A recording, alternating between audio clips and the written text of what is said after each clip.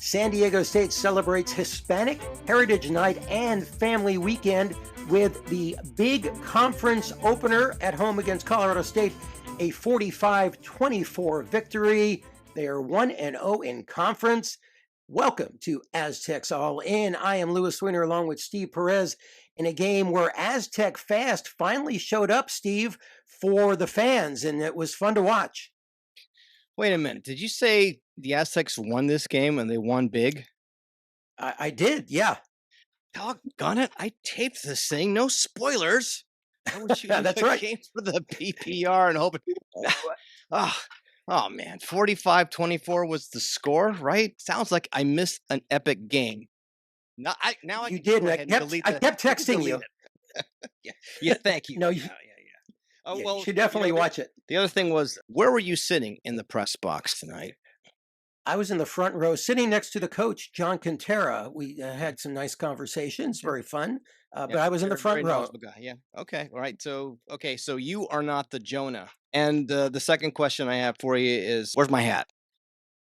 I've got your hat. Okay. I got your hat. Yeah, I did. All right. Maybe if I color some parts in with some red and some black magic marker. That other thing is okay. They're trying. Well, this game, a color scheme going there. Okay, yeah, go ahead. This game was something else, Steve. The Aztecs punted on the first possession, punted on the final possession, and Nibitui scored on 7 straight possessions, 6 touchdowns, and a field goal. And it just seemed everything that Sean Lewis called today worked. Jayden Denegal, the long ball, he was very impressive tonight. And the 3 running backs all had success. 2, Lucky Sutton and Byron Cardwell Jr., each over 100 yards. The first time 2 Aztecs have rushed for over 100 yards in a game since 2019. So everything offensively just, clicked for them. And it was fun for the fans to watch. About 29,000 announced crowd tonight as well. So they showed up on a Friday night, Steve. Really, and I heard the radio guys reporting, because this is all I know about this game, is just by looking at the stat lines and listening to the radio on the way back in from the game that I covered. Kearney against Morsa went in overtime, very exciting game.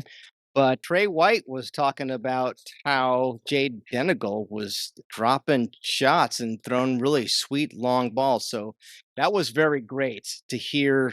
Also, Sean Lewis talk to the radio crowd at San Diego Sports AM 760 about finally getting that throw game going. You knew the run game was going to happen. And it's also great to hear that the Aztecs had 2 running backs and they ran in excess of 200 yards.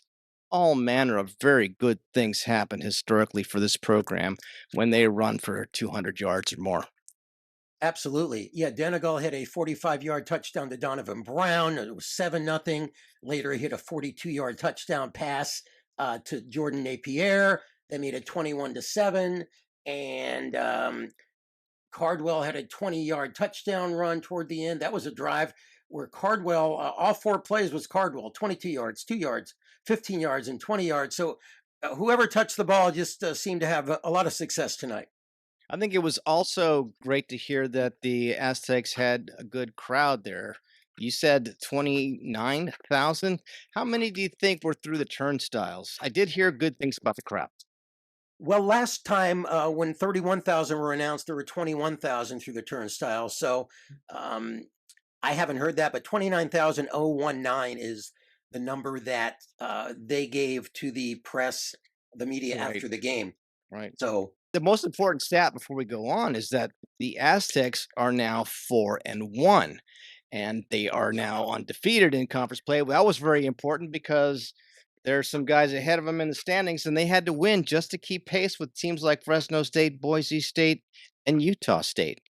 Nice to be undefeated in conference, that's for sure. Let's talk about some of those gaudy numbers. Jayden Denegal, Steve, 13 of 16, talking about efficient. 256 yards and 2 touchdowns. His longest pass play was 61 yards. The 3-headed running combination of Byron Cardwell Jr., 15 rushes, 130 yards. one touchdown. Lucky Sutton, 21 for 113. He had 2 touchdowns. There were 3 sacks on the day. Trey White got 2. He actually should have had 3, but there was a penalty that reversed one of them. And Niles King had a sack as well. So the Aztec defense got on the sack parade. And of course, you've got Gabe Placencia hitting a 54-yard field goal, his 19th straight field goal, which is now the tops in the nation. That's the longest field goal streak in the nation.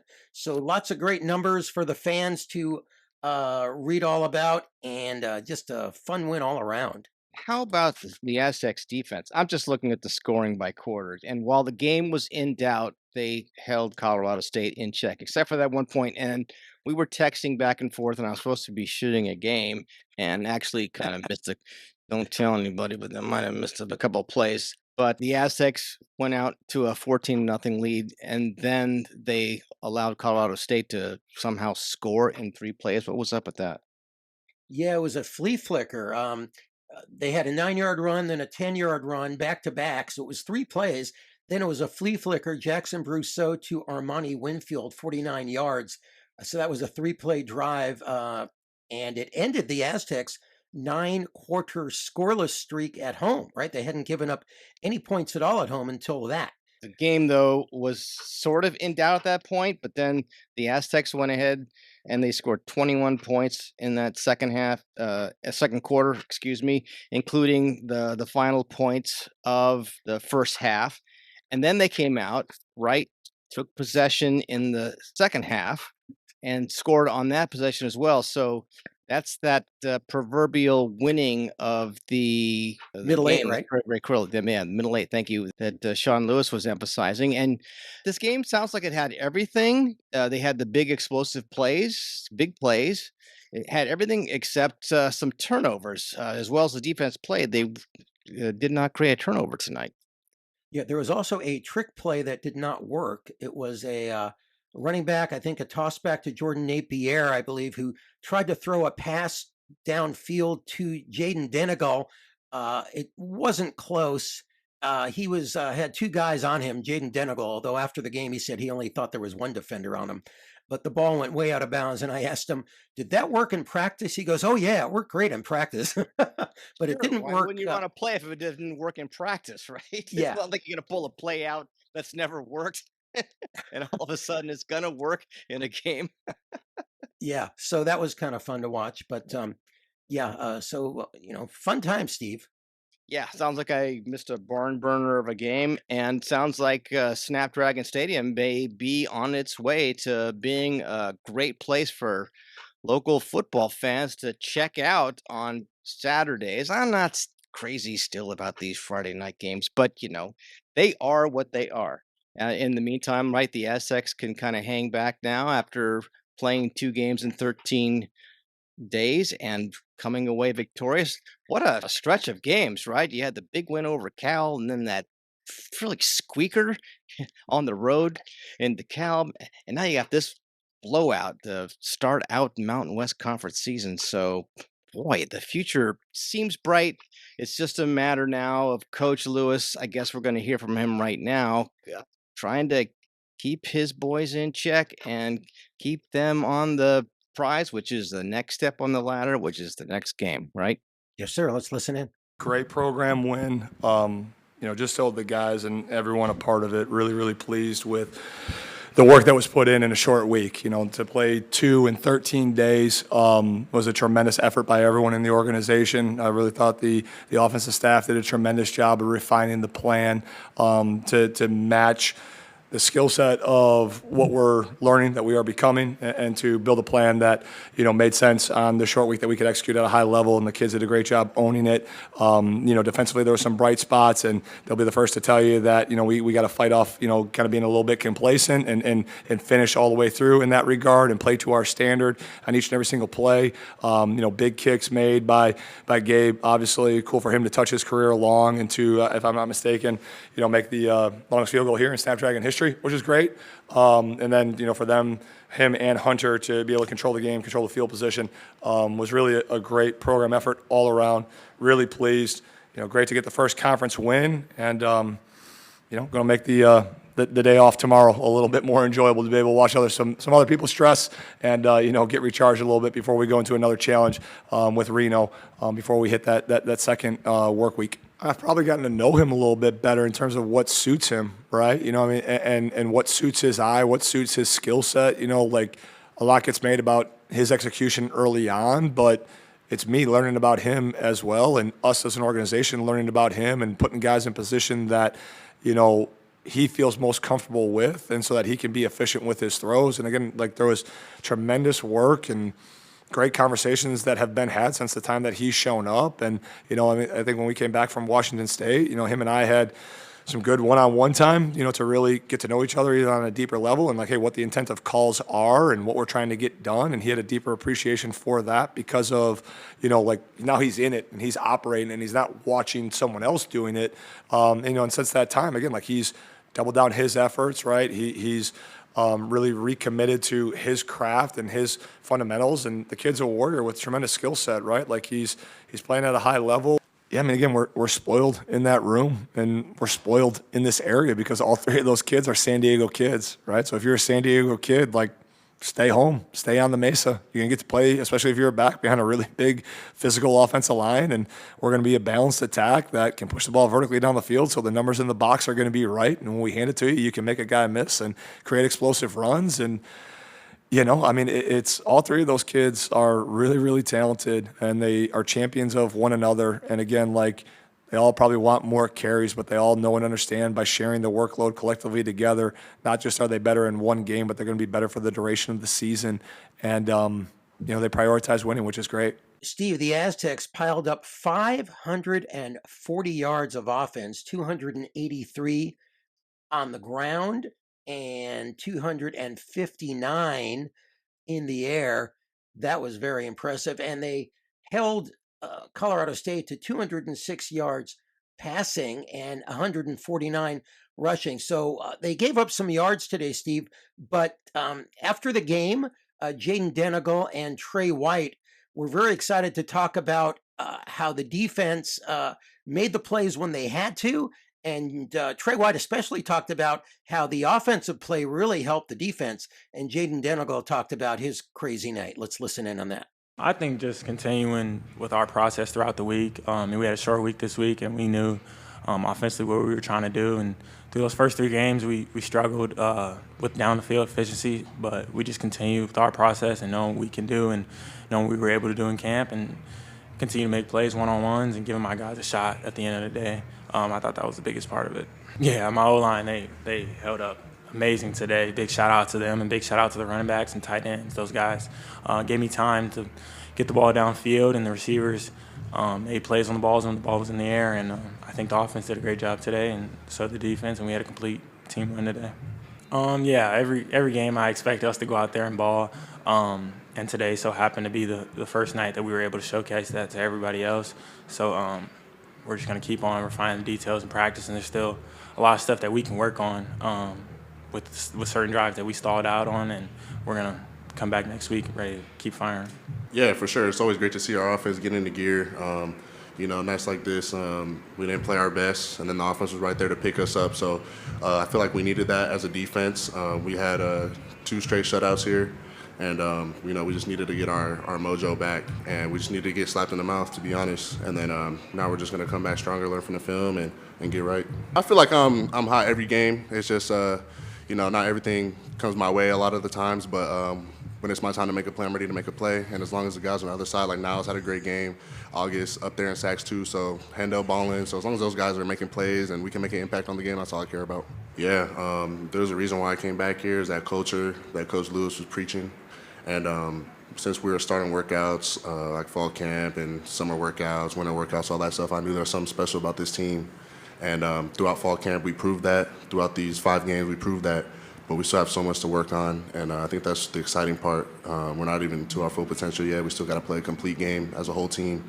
So once we do that, and once we can consistently do that, we're dangerous. So the way the Aztecs react after these games is take 24 hours and either savor it if you win or look at what you might have been able to improve upon if you lost, and then let it go and focus on the next opponent. And the next opponent is going to be Nevada, and they are going to be in action.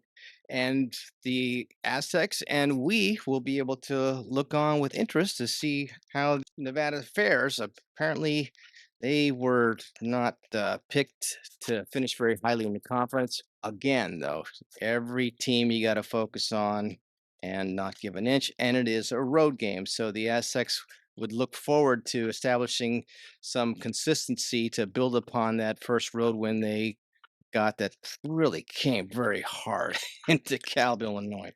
Also, I did hear on the radio an injury report from the offensive line, which is Joe Borjan, the right tackle for the Aztecs. Apparently, he had to leave the game at one point, and the radio guys quizzed Coach Lou about it and said it appears to be some sort of an elbow issue, and they're going to be doing some testing on it, but he does not expect it to be something that will keep them out of that game or keep Joe Borjan out of that game long term.